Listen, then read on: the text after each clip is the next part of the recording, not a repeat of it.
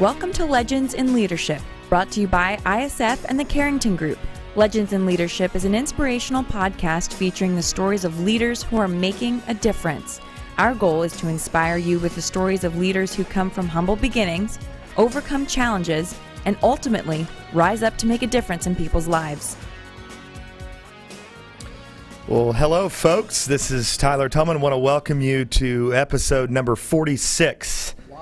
46, boys. Legends in Leadership. I think we've got a really fun show teed up today. I'm a family officer with the Carrington Group. I want to welcome my co-host to the show, Dr. Blair Ritchie, who's the Executive Director of the International Student Foundation, and Jason Smith and Kyle Watkins, who are fellow family officers and partners with me at the Carrington Group. Good to have you guys on the show. Great to be here. We like to kick off all of our shows with a little bit of leadership trivia. We're fascinated by the stories of leaders who, like us, come from humble beginnings and then rise up as leaders to make a difference in people's lives. So, Dr. Blair, what do you have teed up for us today? And I hope it's easier than it has been. It is. It's a little current event. Okay. So here we go. Today's legendary leader gave away over $1 billion in his lifetime. Now, before you can give away $1 billion, you first have to earn $1 billion. As a boy, he delivered newspapers, quickly growing his paper route from 28 newspapers to 156 by taking over other routes from fellow paperboys. We're not sure if those were hostile takeovers or not, but anyhow, thus began a career that would leverage that would leverage the power of acquisition to fuel rapid expansion. So after graduating from Oklahoma State University with a degree in geology, he went to work in the oil business. He left the security of a major oil company to become a wildcatter. With $2,500 in cash and a $100,000 note, he founded what would become one of the largest independent oil companies in the world. He became so adept at mergers and acquisitions that he became known as the Oracle of Oil. At the age of 68, he sold his oil company, and instead of retiring like most people, this leader considered it his halftime, and he launched another career as a hedge fund focusing on the energy industry. He spent his final years pursuing his philanthropic causes and investing in alternative energy sources.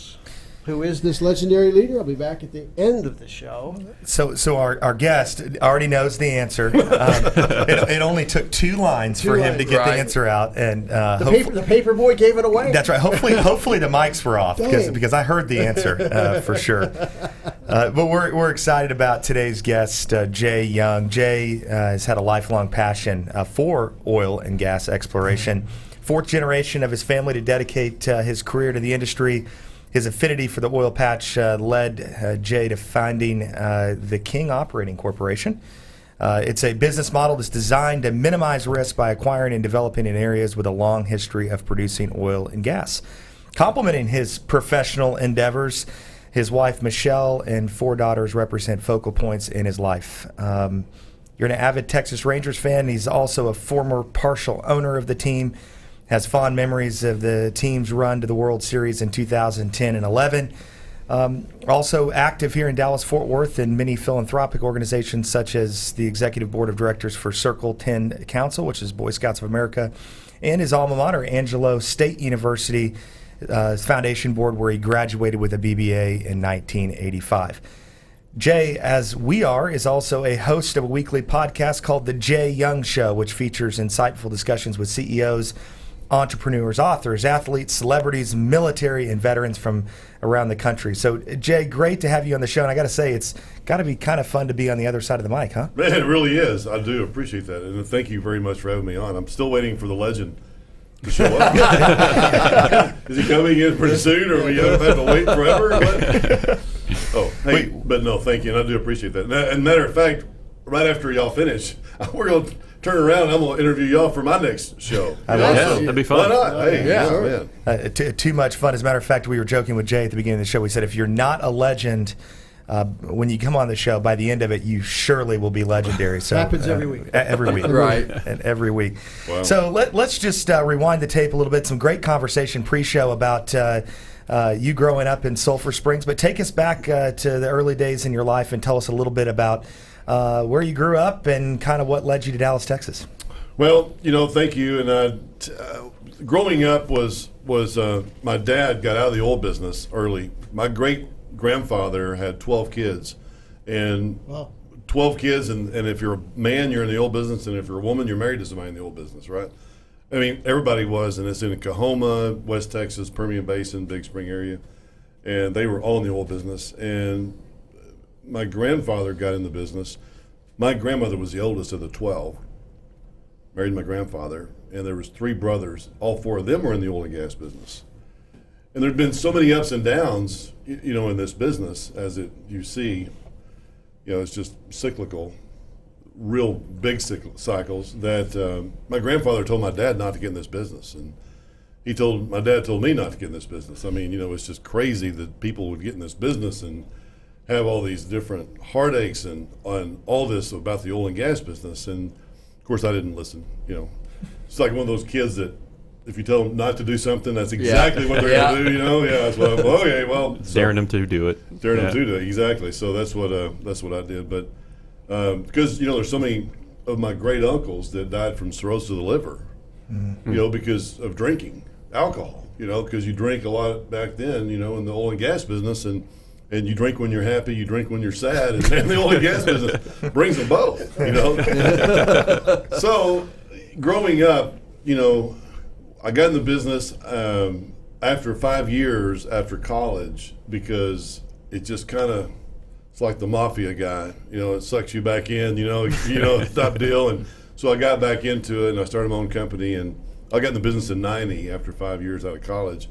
I was a stockbroker. Then 5 years afterwards, I got in the oil business, worked for another company for 5 years. Then I started our own company, and we now develop and operate big oil and gas assets. 2 in the Permian and also 1 up in Colorado. So all this negativity around the oil and gas business growing up, I guess my question for you is what about the oil and gas business kept your interest? So how do you fight through, your dad telling you, hey, don't do this? I mean, what were the things that you said, no, this is the path for me? Yeah, we were in Tyler, Texas, as a matter of fact, in 81, 82, during that time, and I was trying to figure out exactly what should I do, where should I go? And that's when oil prices, late 70s, 80s, oil prices were going down, people being laid off, and it's just in droves. I mean, it's not like, a few people here and there, because when they slash budgets, and try to get more financing, they've really got to cut their overhead. Yeah.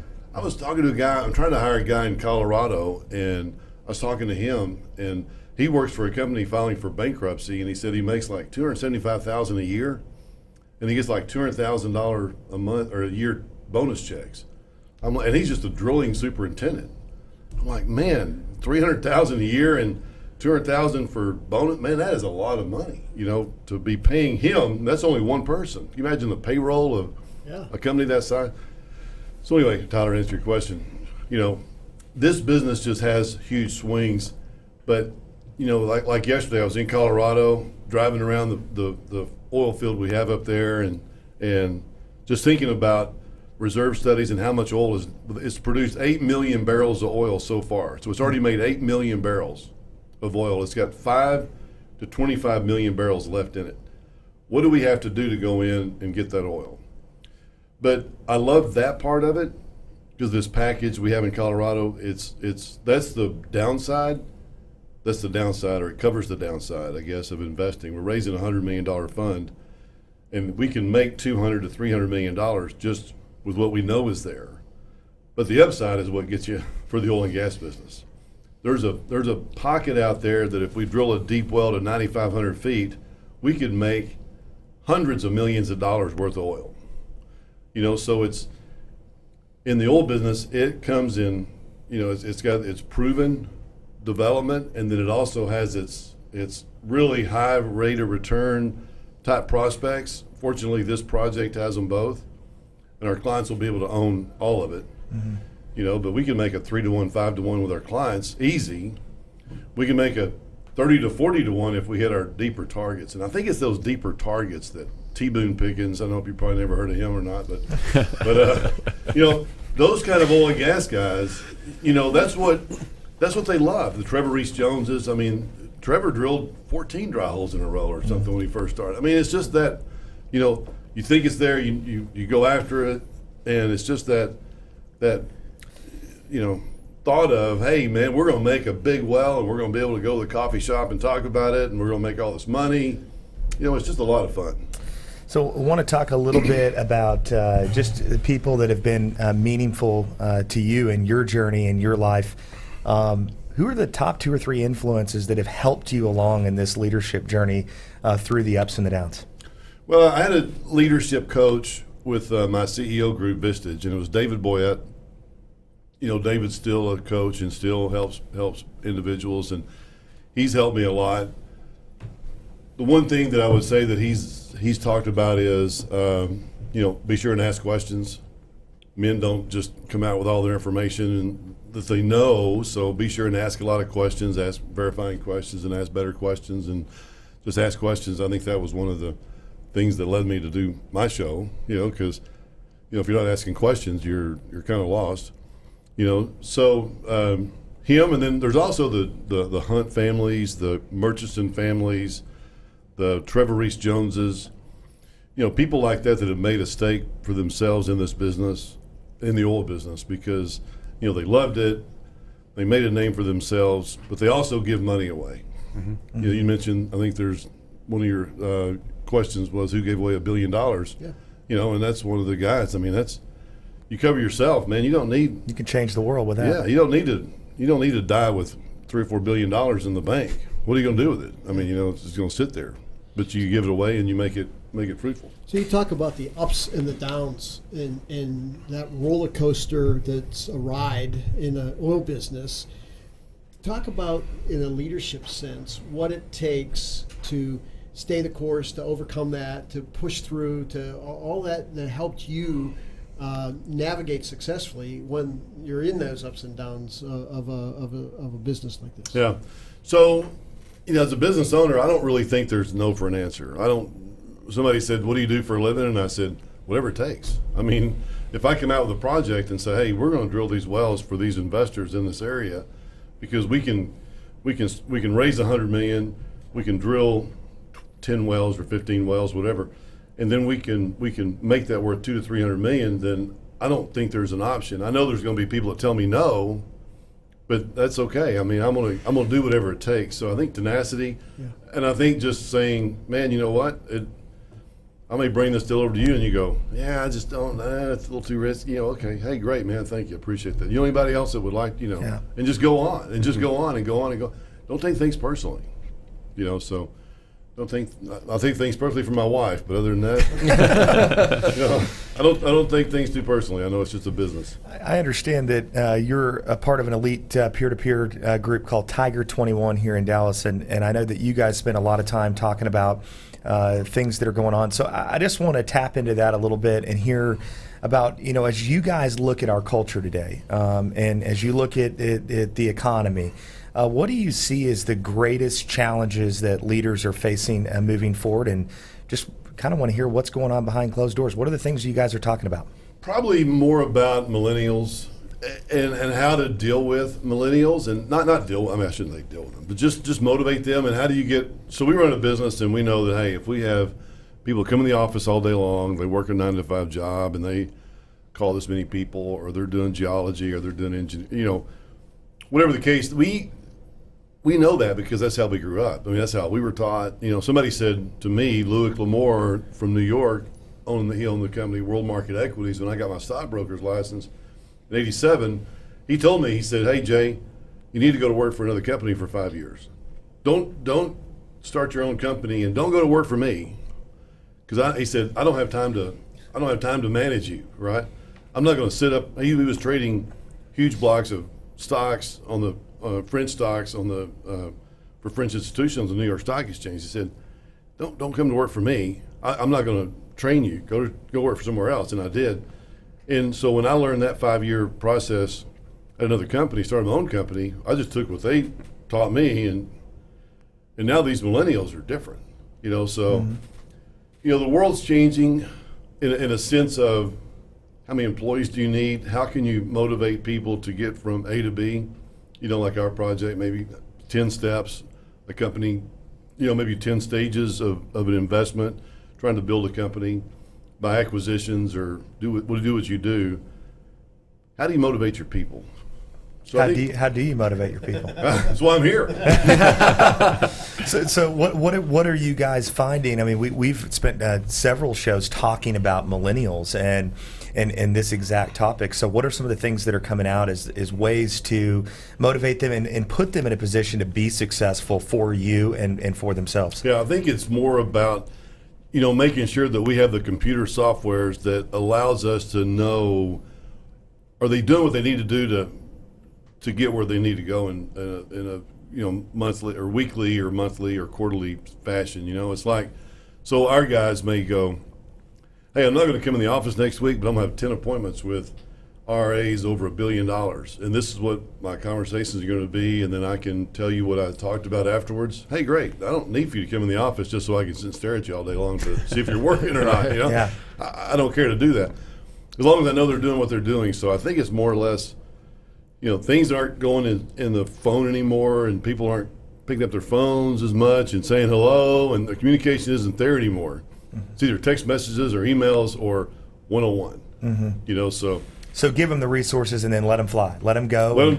And the results will it'll either show or it won't. And how do you give them that feedback? Because that's one of the elements we've heard of with this change in demographics is the millennials want more consistent, almost constant feedback on where they're at with you. So have you incorporated that into your management style? Yeah, so we have Salesforce, and we also try to figure out what it is that you need to do. So we talked about the other day, we talked, if our internal people can set, 10 appointments a week, 2 appointments a day for our externals to be able to go out and talk to the RAs, then that's good. Mm-hmm. And so if now there's 15 different, how many phone calls did you make? How many, people did you present? Did you, what did you say? And did you, all that stuff. But I think it's more or less, I'm finding that it's just the top number. Yeah. Did you do 2 today? I mean, how many appointments did you set? Like 2, 3, 4, or whatever, and how'd you do it? And how can we do that over and over and over again? So setting those expectations very clearly up front gives you that ability to manage, the performance on the back end. And you know how I found that out? Because I didn't do it at first, right? I mean, I kept thinking about it for months, and I had these people, and I hired them, and I, spent $10,000, $20,000 a month having 3 or 4 people, and all of a sudden I go, man, I'm not getting the results I want. Well, what kind of results do you want? And I thought, oh man, that is a good question. Yeah, I want appointments. They go, well, you told her that she didn't have to work 5 days a week, 9 to 5 in this office. I said, I don't care where she works. But if she can give me, 5 appointments a day, she can work from Pluto. I mean, if she can get there and back, I don't really care as long as I get my, Yeah, as hosts of podcasts, they asked us the same question. How do we measure success? We still don't know. So as you've navigated business, Jay, I mean, everybody has a setback. Everybody has that coming to the crossroads moment. And so I'm curious, can you remember, a particular failure or disappointment or setback, and what'd you learn from that? How did you navigate that? Is that one, or how many do you want? The biggest my one. Most important one, or my biggest one? It's only a 30-minute show. So. Oh yeah. Man, I tell you what, that's a good question, and it is a very broad question. I think the most important thing that I learned in our business, and this happened last year. We had an asset that we grew. We raised $37 million in equity from investors, and we were drilling wells, and we got it up to over $300 million. Our proved reserves were getting close to $300 million. Good return for investors. We would have killed it, because we get a back end after payout to the investors, and man, we were out there, and I was saying, hey guys, it's time to sell, and they were like, we just hired this group to spend $100,000. We're going to spend $100,000 with this group to see if there's a basement, see if there's wolf camp, see if there's all these other things, and And so they got in my head a little bit about we were able to grow this to 500 million, and they were on board with that. So I thought, okay, I'm going to just kind of sit back and see how we do, because I've got another friend that sold too early. Mm-hmm. So I was thinking, okay, and then all of a sudden oil went to shit. Can I not cuss on this? Okay, oil went down, and our equity partner, our debt partner, Oak Tree, started getting in on our neck and started coming in and not giving us any more capital to drill. And in the old business, if you're not drilling, you're going down. Yeah. I mean, you can't not drill in the oil and gas business and increase values. I mean, it just doesn't happen that way. You've got to increase value by drilling wells. Trevor Reese Jones, I spent time with him. I can tell you a story about him if you want to hear it later. But you got to increase value by drilling. They cut us off, and because oil prices were going down, they cut us off from borrowing any more money. Which, I mean, okay, whatever.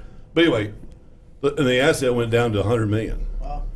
You know, so I mean, I would have had a lot of incredibly happy investors at that time if we'd have sold for $200 million. Mm-hmm. I mean, it went to 300, but what at 200, 250, whatever. Mm-hmm. You know, I mean, sell it, move on, and I didn't do it. So make an asset that's scalable, right? It's something that you can increase in value because you make it bigger. And, you know, make sure you have exits. Have multiple exits, and when you have a good exit, take it. Yeah. So take some chips off the table when you can. Take it and move on. Yeah. Even if I'd have sold half of it, right? If I'd have sold half of it, I'd give all my clients, you know, all their money back, and they've been happy, and we've been happy, and we continue drilling, whatever. But exits, exits. And your gut was telling you to sell, right? I know, yeah, exactly. I was like, why do I care what they want? These are my investors, and but. And sometimes your gut's wrong too. Right? Yeah, I mean, your gut's not. My buddy was. I mean, my buddy sold early. I mean, he still killed it, but he could have. But anyway, let's talk a little bit about baseball. So, former partial owner of the Texas Rangers baseball team. So, talk about your journey in getting into baseball ownership and how all that kind of played out. So, I read in the paper that Chuck Greenberg out of Pittsburgh was coming in and looking to buy the team or put together a group of people to purchase the team. So I thought, okay, hey, that sounds good. And Nolan Ryan was getting involved. I thought, man, I want to know Nolan Ryan. I want to know him, you know, and Chuck. And so they ended up raising $250 million in cash equity from investors. And some people put in, $1 million or $5 million, $20 million or whatever. And the two big guys put in the majority of the money, Ray Davis and Bob Simpson. But it became an incredibly great learning experience and I want to know a lot about the numbers, how much money you generate, where does all the money go, what do these employees, what does the salaries do to you, broadcasting. It was a great learning experience. I mean, it was great. We bought him out of bankruptcy. Mark Cuban, for some reason, didn't buy, or he stopped. I don't know if Major League Baseball would have allowed him to own a baseball team anyway, right. Even though he's kind of crazy on the basketball side, but they don't want dual owners. They want Nolan Ryan sitting there in that chair, owning the Texas Rangers, because that brings people out to the ballpark. We're going to come out there and watch, Nolan and Ruth sitting there, and anyway, so Nolan and the Rangers, we bought the Rangers, and then, I got to spend a lot of time with Nolan, got to spend a lot of time with Ruth, talked to Reed. I went to a baseball game with Reed a couple of weeks ago. I go to Houston a couple of times a year, and I'll go with him, and we'll sit and we'll, talk about baseball, talk about the Nolan Ryan family, and just a great family. With the World Series a couple of times, and I've got a couple of good rings. I should have brought a ring. Man, I'd love to see that. Oh man, it's huge. I mean, it's really big. But I've got two of those. My wife has the necklace, and great time, great time, great people. I mean, I'm not a huge 100%, baseball fan, but I did because of the people, and I did because I wanted to learn. I thought it was, man, this is, I mean, I watch all the Ranger games now just because if they're on, I'll turn them on. So I'm curious, through that whole process and being around guys like Nolan and all that. So what's the one thing that you took away that you didn't know before? You go, man, that was an aha moment in being in baseball ownership. Good question. Let me think. I didn't know how big broadcasting was. I didn't know how big, the Houston Astros and the Rockets, they had just formed their own broadcasting, team. And Fox Sports came to us. John Heidecke came to us and he said, "Hey guys, whatever you need to buy the Rangers, I got it. I got it right here. With my Fox money." They ended up writing us a check for $100 million. Didn't give it to us, but he gave us the $100 million worth of equity so we could buy the Rangers, and we could, buy the Rangers instead of Mark Cuban, because Cuban could have easily gone in and bought, the Stars, and he'd have the Stars, the Mavericks, and the Rangers. His broadcasting deal would have been incredibly huge. And I asked him afterwards. I had dinner with him, and I said, "Hey, why didn't you buy the Rangers?" He said, "Man, round of money. I mean, I had only so much liquid cash, and we had all these other guys putting up money, but I didn't know how big the broadcasting, was. Man, it was huge. I mean, you have the Yankees network, the Longhorn network. Yeah, it is a huge business, and I don't know how big it was, but they were great. They were, Fox Sports Southwest. I mean, they had to either go with us buying the Rangers, because if Cuban would have started his own network, Fox Sports Southwest would have been high school football reruns or something. So you got a favorite Ranger story or favorite Ranger player story? Well, so Napoli. So Napoli, we won the. we were in the clubhouse one time, and after the game or after the American League Championship Series, and I'm in there, and there's when you're hanging out with Nolan Ryan, there's about 150. He's got so many stories. Mm-hmm. I mean, he's got a story for everything, right? But my favorite, you said that, and I'm thinking, click, Mike Napoli, because Napoli's such a great guy. And so we're in the clubhouse afterwards, and in the locker room, and there's there's plastic everywhere. I've got pictures, and there's you should put some pictures on your deal during this time frame instead of listening to me or watching me. You should put. So anyway, so I said this when Napoli just came over, the Rangers, a few months before that, and we'd had a run, and I said, "Man, Napoli, I am so glad that you're here." And he looked at me and he goes, "Me too." Me too, Anyway, he's such a great guy. But I mean, all those guys are just. I mean, I didn't get to spend a lot of time with Josh Hamilton, because when the champagne came out, Hamilton, hauled ass. He's a ginger ale guy. Sponsor. Yeah.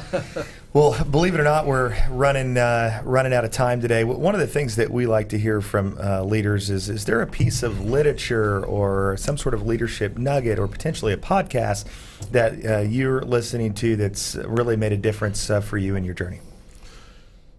Reminds me of a story that I just heard a couple of times, and it was about Warren Buffett. Mm-hmm. And Buffett, they said, "Warren, what would you and Bill Gates are sitting here, and if you guys had to get a book, what would it be?"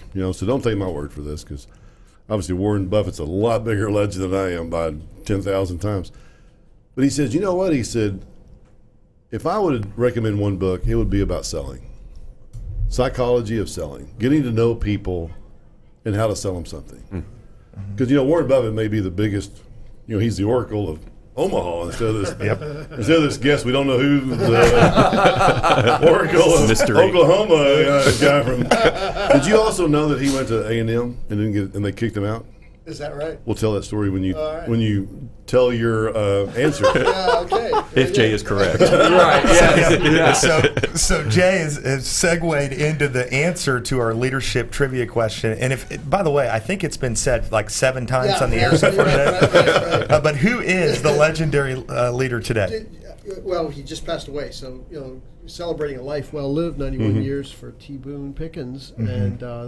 I was reading research on how the Oracle of Oil fell in love with wind farms. Go figure, right? Yeah, exactly. Go figure. Yeah. Natural gas. He did natural gas. He did wind farms. Yeah. But he was offered. He went to A&M, Texas A&M, on a basketball scholarship. Right. And they kicked him out. And they said, "Hey, we're not anymore." I don't know what he did. That's not that's not part of the story, and I don't know what his part of the story is, but that is something that. But so they went to Oklahoma State, right. And then it was like $50 a month or something. $50 a month scholarship. He ended up giving $165 million to Oklahoma State. Great investment. Oh my gosh, That worked out. Wow. And Chris Ryan's going to be on the Jay Young Show at 7:00. Ah, I don't know what that means, but thanks for the plug. whatever that Chris Ryan. Yeah. So, okay, yeah, that's tonight, 7:00. Are we sure? Are you sure that's tonight? Jay's, I don't know what's going on. Jay's not sure that that's tonight. I got to sign it. I guess it depends on when someone's listening to this, if it's tonight or not, right? Yeah. Sorry about that. Great having you on the show. Thank you Been very a lot much. of fun. A lot of fun. Wow. So, the ISF Gala coming up Yes. November the 2nd at the Belo Mansion, downtown Dallas. We would love for you to join this amazing event. The ISF Gala is truly a memorable gathering. With the help of Richard Chamberlain, you'll enjoy an amazing night of great food and drink. The entertainment this year will feature renowned mentalist and extraordinarist Craig Cargis and the moving story of Christina Meredith, the former foster care youth who became Miss California. You'll be inspired by ISF staff, students, and mentors. You can get your tickets at isfsite.org. And you can go to the events tab. That's isfsite.org and go to the events tab. We look forward to sharing this great evening with you and helping our ISF students achieve their dreams and rise up to become legendary leaders. So, folks, that's a wrap for our podcast today. On behalf of ISF, the Carrington Group, and our special guest, Jay Young, this is Tyler Tolman wishing you a good day. Remember this: if your actions inspire others to dream more, learn more, do more, and become more, then you are a leader. Have a great week. Legends in Leadership is brought to you by the Carrington Group. Carrington Group is a family office with a passion for helping business leaders and their families make smart choices and fulfill their highest aspirations. To learn more about the Carrington Group, visit their website at www.carringtonfo.com or Google Carrington Group Dallas, Texas. ISF is committed to leadership development for aged-out foster care and orphaned youth. ISF's mission is to transform these youth into tomorrow's leaders with scholarships, mentoring, and leadership training. To learn more about ISF, visit their website at isfsite.org or Google International Student Foundation to learn more. Securities offered through Regulus Advisors, LLC, member FINRA/SIPC. Investment advisory services offered through Regal Investment Advisors, LLC, and SEC Registered Investment Advisor. Regulus Advisors and Regal Investment Advisors are affiliated entities. Carrington Group and this broadcast are independent of Regulus Advisors and Regal Investment Advisors.